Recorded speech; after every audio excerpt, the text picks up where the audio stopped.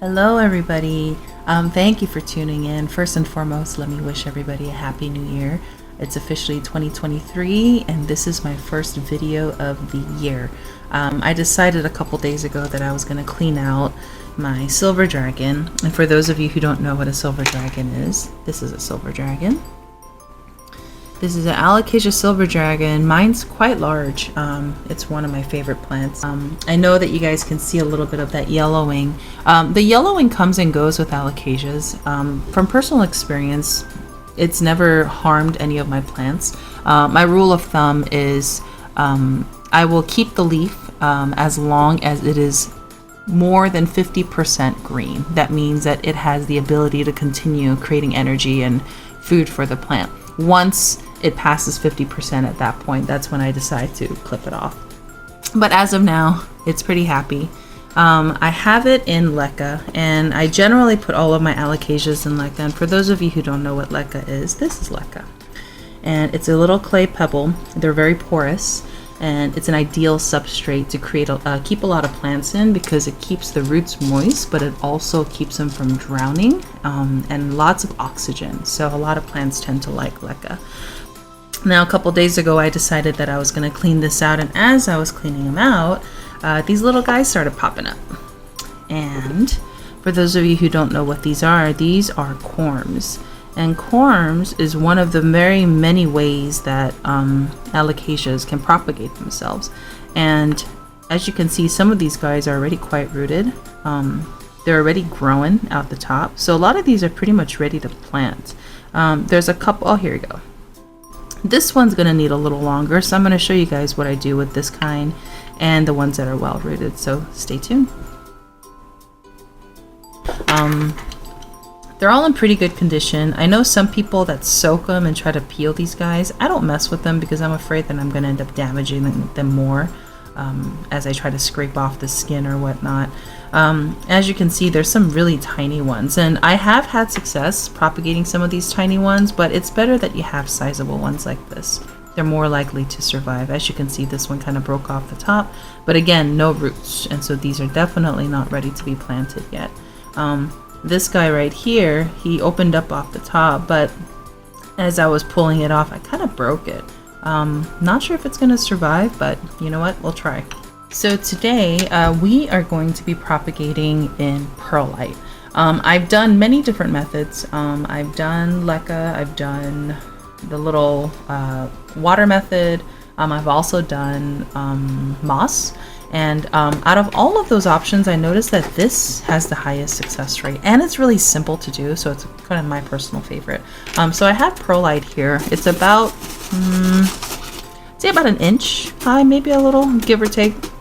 And I filled it with water, and you can see there's water down there. I filled it about halfway up with water. You don't need to fill it all the way to the top because, again, Perlite, just like leca, is porous. And so whatever you put on the bottom is going to seep up to the top. It also has a lot of oxygen, which is what makes these corms propagate a lot easier. And simply enough, all you have to do, and you can see how there's a pointed top, and then they have a long string on the bottom. So that crown is where you want poking up. And so all you got to do is just bury them in there, and you just have that little pointed top sticking out over the top, and that's all you got to do. This guy's quite small. I'm not sure if this one is going to work, but you know what, we'll try it.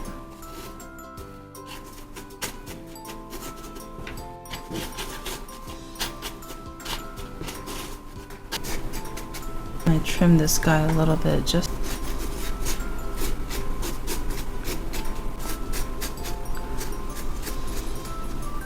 And that's about it. So once you have them all in there, all you have to do is just put a lid on it. And usually, it's hard to give a time frame, but I would say 2 to 3 weeks. 2 to 3 weeks, you're going to start seeing activity. You'll see some roots sprouting. You'll see some of these crowns opening up more. And so let me show you an example of one that I've had in Perlite for a while. So this is like a mystery box. I don't know what's in here. I just randomly collect corms and pop them in here, but as you can see, they come out just like that.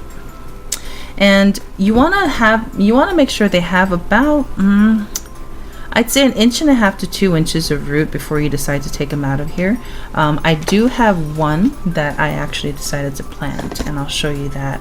The reason why you want that 1.5 to 2 inches of root is because you want it to be strong enough to survive on its own. When the roots are young is when they're the most fragile. So here's one that I planted just recently, and part of the reason why I decided to plant it is this particular leaf was already touching the top of the container, and so I didn't want it touching the water. So as you can see, there you go, there's a baby. I planted this in a mixture of coco coir, perlite, and charcoal. Oh, and worm castings. And it's happy in there. It's grown. I keep it in a humidity container, and a humidity container is really any kind of enclosed clear or clear-like container. When they're young, when plants are young is when they need that humidity, when they need that moisture. As they grow older, their need for that slowly goes away. And so once this guy gets a little bit bigger, I'm going to start acclimating him to less humidity, and then eventually it'll be completely out and a regular plant. So I hope you guys enjoyed this video. I'm going to be doing a second video on these guys, so please stay tuned. Thank you so much, guys, and have a good rest of your day. Bye.